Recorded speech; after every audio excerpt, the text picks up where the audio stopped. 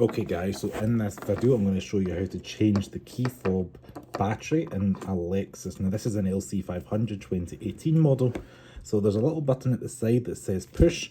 You push that in and that pulls this little guy out, this little lever here, and that allows you to pull the key down, so that's going to slide like so.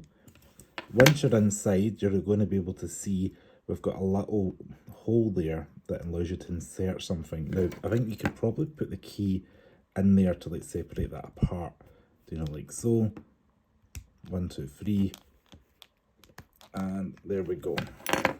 It splits in half. Now, there is another key fob for like the newer 2022 models onwards, like they've seen in the Lexus UX, where you push it down and slide. These models here is a pull up, and that reveals the battery there. As you can see, we've got a CR2032 lithium cell. It does have little clips around it, so they need to kind of get like a wee something small and thin to ping that out, and then you're going to put that back in. Clips together quite quickly and nicely.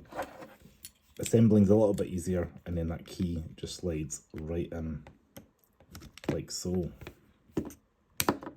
And that's how you replace the key battery on your Lexus fob. Thanks for watching.